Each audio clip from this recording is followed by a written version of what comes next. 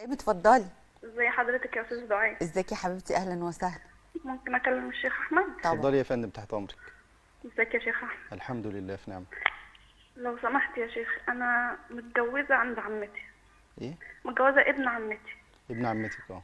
ايوه، يعني كنت متجوزه غصب عني، وبعدين الحمد لله ربنا كرمني وعشت معاه وبقيت كويس. وعندي 5 اطفال ان شاء الله. وولاد جوز عمتي دايما مثلا يعاملني شويه حلو وعاملني شويه وحش، اللي هو حمايه. فانا يعني عشان خاطر عمتي وعشان خاطر جوزي وولادي بحاول اتحمل واجي على نفسي في حاجات كتير. هو انت متجوزه في بيت عيله؟ ايوه. طيب يعني هو مال حماكي بيكي؟ يعني بيتعامل معاكي بقسوه؟ يعني مش هقول بيشتم ولادي بألفاظ وحشه، والله العظيم ما بردش عليه، بس ساعات اوقات بتيجي حاجات انا ما بقدرش اتحملها. يعني بيشتم ولادك ولا بيشتمك انتي؟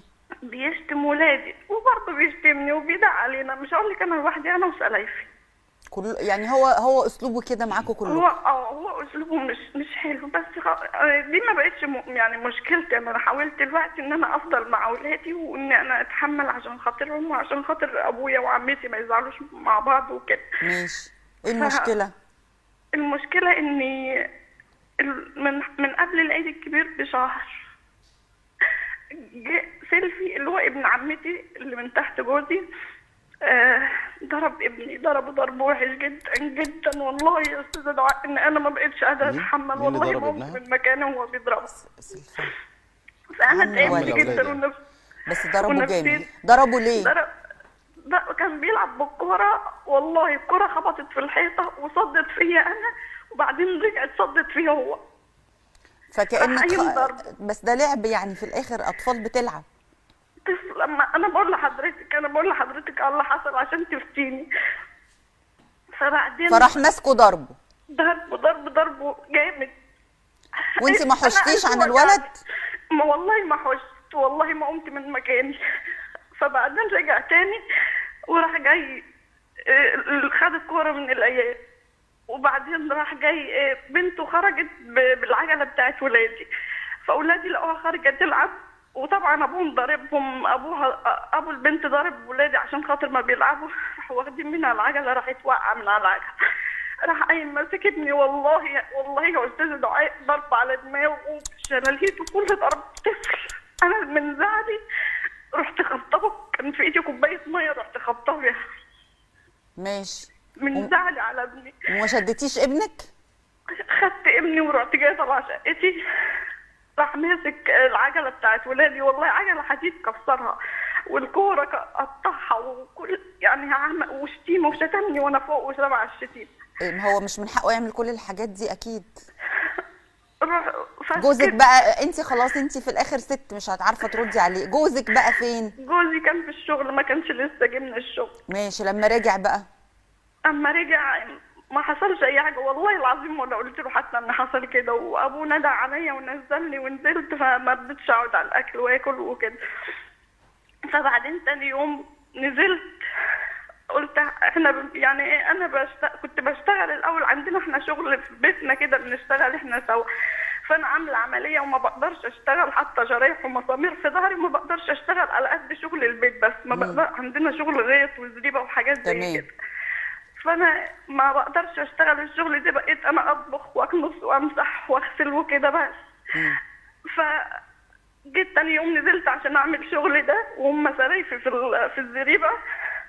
فايه ما يعني قال لي لا ما تشتغليش في حاجه، انت مش بعد ما تضربي ابني، ده حمايه بقى، مش بعد ما تضربي ابني تنزلي تقعدي معانا، اطلعي شقتك وانا بعد العيد هعزلكم. قلت له حاضر. ورحت جايه خارجه وانت بتضربي ابني وعايزاني اسكت لك وعايزاني اعمل لك. قلت له انت زعلان على ابنك وابنك زعلان على بنته، وانا ماليش حق ازعل على اولادي.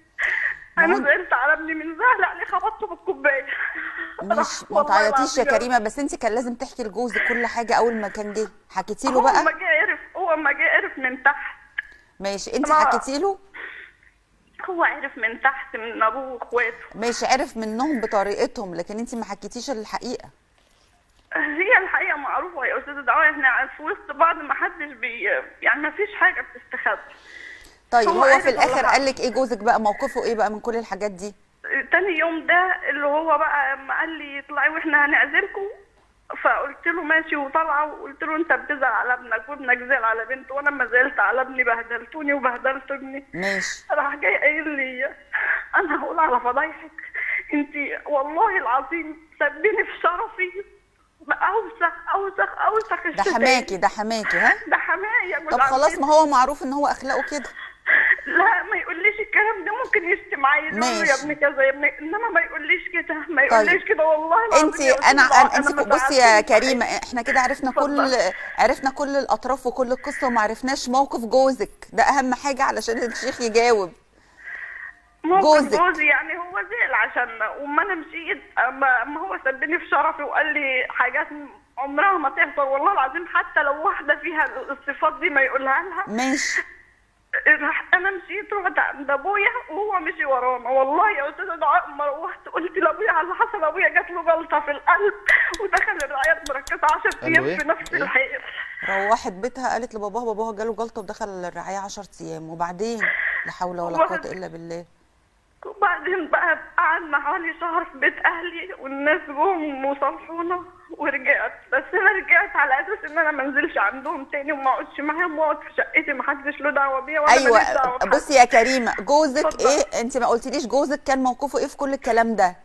ما انا قلت لحضرتك قلتي هو لي إيه؟ يعني زعل وبعدين هو ما اتكلمش، ما عملش حاجه، كل اللي عمله انه ساب البيت ومشي بعد ما احنا ما مشينا بس. وبعدين جه جوزك هو اللي رجعك؟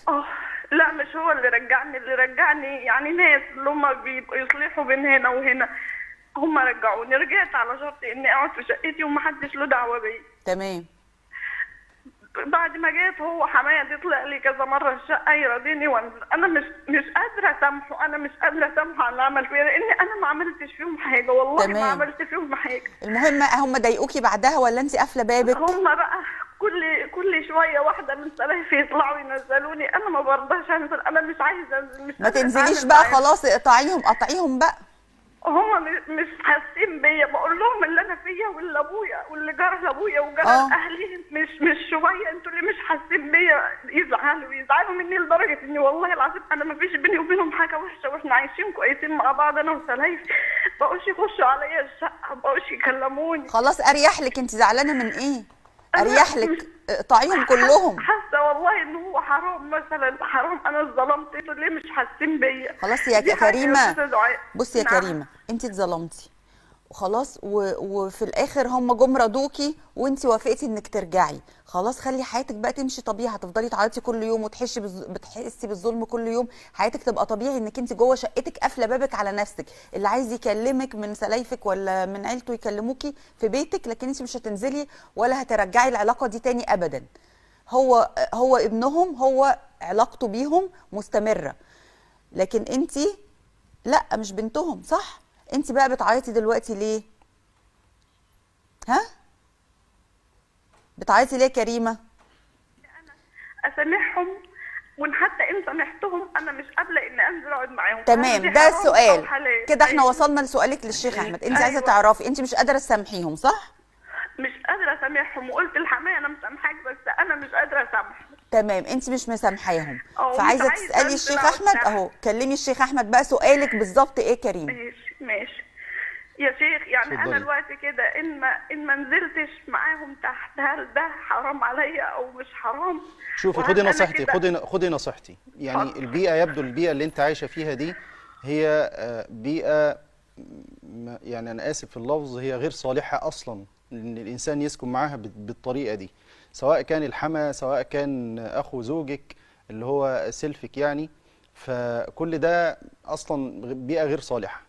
لكن على اي حال، قضية السب في الشرف وما الى ذلك، شوفي يعني انا عاوز اقول لك سلف في ذلك، واقتدي بأم المؤمنين عائشة رضي الله تبارك وتعالى عنها. وبكائك ده أنا حاسس بيه، لأن السيدة عائشة كانت بتقول: فبكيت حتى ظننت أن البكاء فالك كبدي، لكن الله عز وجل برأها. مش بس كده، وبرأ كل امرأة شريفة. موجود التبرئة دي في كتاب الله تبارك وتعالى، ولك أن تقرأي سورة النور. فرب العالمين سبحانه وتعالى مطلع وشاهد على ذلك. لكن النصيحة التانية اللي هو حضرتك حاولي اقعدي وكوني بمعزل عنهم وما تنزليش خالص، اقتصري الشر دائما، يعني ابعدي عن الشر وغني له زي ما بيقولوا كده واقعدي في بيتك، لكن اتفقي الاتفاق ده مع زوجك. الحاجة الثالثة مش فرض عليك اللي انت تسامحي لغايه لما تروقي خالص وتهدي خالص، وما عاوزه تسامحي سامحي، مش عاوزه تسامحي ده مش فرض عليكي، هو من الافضل. لكن في الوقت ده بقول لك اقعدي وروقي واهدي، واي حد يجي يقول لك سامحي قولي له سيبني في حالي كده لغايه لما اهدى. الحاجه الرابعه اللي انا عاوز اوجهها بس لعم اولادك ولكل انسان بيبدا يضرب الاولاد بالطريقه دي، اولا اللي بيضرب او ولد سواء حتى لو ابنه اكتر من 3 ضربات يا استاذه دعاء سيقف بين يدي الله تبارك وتعالى يحاسبه ربنا جل وعلا. اكتر من 3 ضربات دي هو ده ليكون في حد من حدود الله رب العالمين. طب حتى لما اجي اضرب ايه اللي هو عارفه الضرب التأديب، يلا يد من هنا، اللي هو الضرب التأديب اللي هو لا يعلم في جسم ولا يكسر عظم وما الى ذلك. وسيدنا ابو مسعود الانصاري بيقول لما كان بيضرب غلام ليه وبعدين بيرفع العصا عشان يضرب، فسمع النبي صلى الله عليه وسلم يقول اعلم أبا مسعود، هو رفع العصا كده راح رميها، بيلتفت فوجد النبي عليه الصلاة والسلام قال اعلم أبا مسعود أن الله أقدر عليك منه. طبعا. انت بتطلع غلك يعني وبعدين ده مش قدك، بتطلع غلك في الواد ده، طيب اعرف بقى ان ربنا أقدر عليك منه. على طول خاف من مين؟ من قدرة الله عليه، اصل ربنا ممكن يشيل أركانه في لحظة، فخاف من الموقف ده، فعلى طول قال هو حر لوجه الله يا رسول الله. فقال النبي وهو بقى ده الشاهد لو لم تفعل، عارف لو انت ما اعتقتوش ده ايه اللي كان هيحصل لك؟ قال للفحتك النار، وفي رواية لمستك النار، يعني هتدخل فين؟ هتدخل جهنم. قال هو حر لوجه الله يا رسول الله.